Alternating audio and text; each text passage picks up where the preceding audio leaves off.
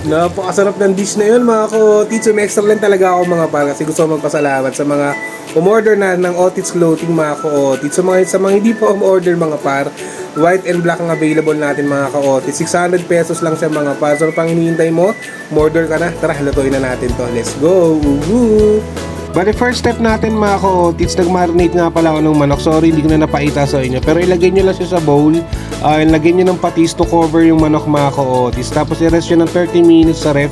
Goods na yan mga ka-otits. Masarap na yung lasa ng manok natin yan. Then after nun mga pare, pwede nyo nang prituhin yung manok mga ka-otits. Bali both sides, lulutuin lang natin siya ng ganitong itsura mga ka-otits. Wait lang, wala pa sa video. Ito na. Aray ko. So ayan mga ka-otits, pag ganito na yung side niya, pwede nyo na siyang baliktarin mga ka-otits. Kasi mas maluluto pa naman siya mamaya mga par kapag niluto na natin yung sauce mga ka-otits. So anyways mga ka-otits, ito na siya. Ito na yung both sides. Okay na siya mga par. Pwede na natin itong set aside mga ka-otits. Tapos sa same pan mga ka-otits, maglagay kayo ng butter. Huwag nyo pala kalimutan magbawas ng mantika mga par. Then after nun, pwede na tayo maglagay ng sibuyas, bawang mga ka-otits. Sautein lang natin yan mga par. Pag nag-aroma na, nag-brown na mga ka-otits, so pwede na kayo maglagay ng tomato paste mga ka-otits. Bale, measurement yan mga par is 1.5 tablespoon mga ka-otits. So mekos-mekos lang natin yan mga ka-otits hanggang sa maging ganito na initsura niyan mga par. Tapos pwede na nating ilagay yung pinrinito nating manok mga ka-otits. Then after nun, maglalagay tayo ng pampalasa mga par. Naglagay nga pala ako ng toyo, asin, patis, tas asukal mga ka-otits. To taste lang yan mga par. Kasi makapag-adjust naman tayo sa lasa niyan mga ka-otits. Tas maraming paminta mga ka-otits. Tas eto na isa sa main ingredients natin mga ka-otits, yung Sprite mga par. Bali isang mismong Sprite nga pala yan mga ka-otits.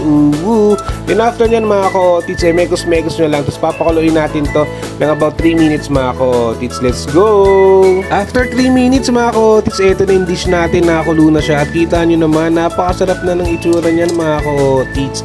Bali titikman natin to mga ka-otits para makapag-adjust tayo sa lasa. Tulad ng ginawa ko dyan mga par. Kita nyo naman, naglagay pa ako ng asin dyan mga ka-otits. Yung sakto na lang. Tapos maraming paminta mga ka-otits. Megos-megos nyo lang yan mga par. Make sure na na-cover lahat ng manok. Tapos titikman nyo ulit yan mga ka-otits. Pag tama na yung lasa sa inyo, pwede nyo nang takpan yan mga ka-otits. Pakuluin natin ng 1 minuto ulit yan mga par. At ito na yan mga ka-otits. Kita mo naman, napakasarap ng sauce nyan mga ka-otits. So pwede na natin ilagay yung gulay mga par. So tatakpan na natin yan. At ito na ang finished product ng napakasarap na manok ulam ni Otits Gyros. Manok ulam, aray ko. Kita nyo naman mga ka-otits, napakasarap niyan. Tara, serve na natin yan sa Otits gang. Masarap na.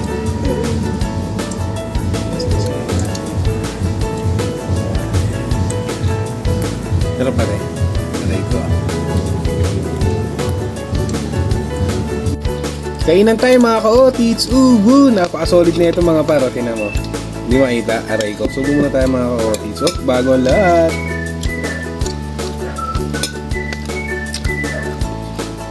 Ang sarap ka-otits. Mas try ito mga pa. Sarap na. Mas try ito guys. Promise. So yun lang mga ka-otits. Kita nyo naman napaka-basic lang gawin. Basta sundan nyo lang ginawa ni Otits J mga par. Serve nyo sa kasama family nyo. For sure mag-enjoy kayo. So paano hanggang sa muli. Salamat.